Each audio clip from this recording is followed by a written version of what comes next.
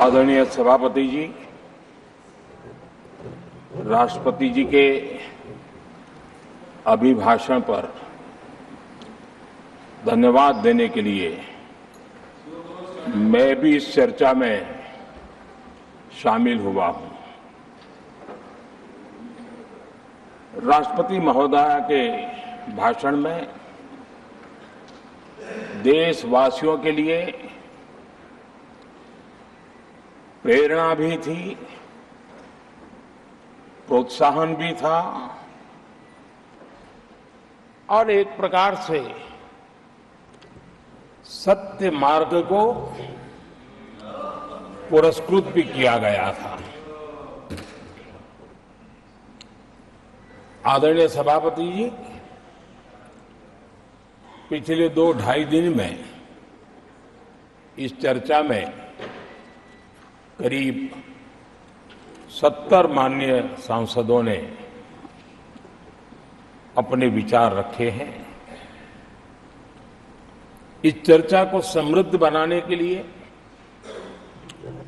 राष्ट्रपति महोदया के अभिभाषण को व्याख्यायित करने में आप सभी माननीय सांसदों ने जो योगदान दिया है, इसके लिए मैं आप सबका भी आभार व्यक्त करता हूं।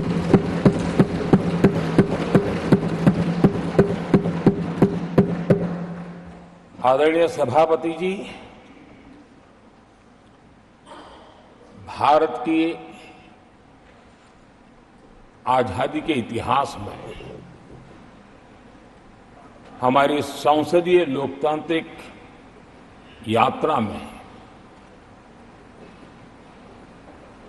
बहुत दशकों के बाद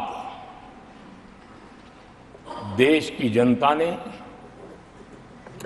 एक सरकार को तीसरी बार देश की सेवा करने का अवसर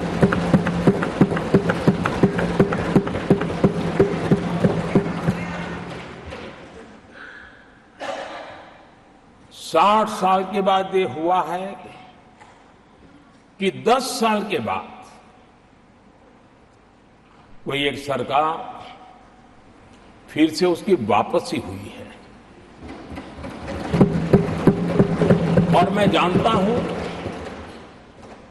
कि भारत के लोकतंत्र की 6 दशक के बाद आई हुई घटना असामान्य घटना है। और कुछ लोग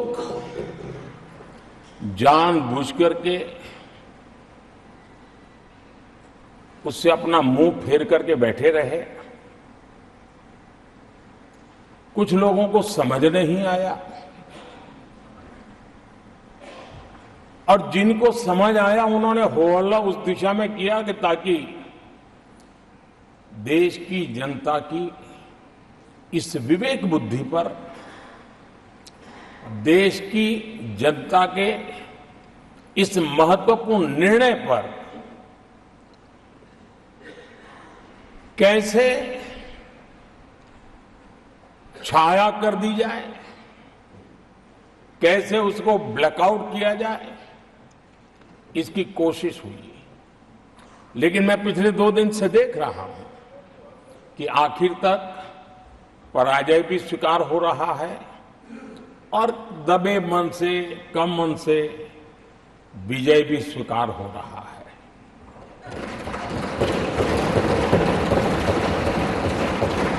आदरणीय सभापति जी, कांग्रेस के हमारे कुछ साथियों को मैं हृदय से धन्यवाद करना चाहता हूं,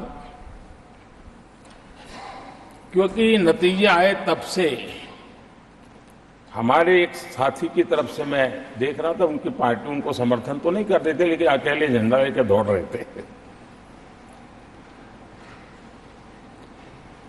और मैं कहता हूं, वो जो कहते थे उनके मुंह में घी शक्कर। और ये मैं क्यों कह रहा हूं? क्योंकि उन्होंने बार बार ढोल पिटा था 1/3 सरकार।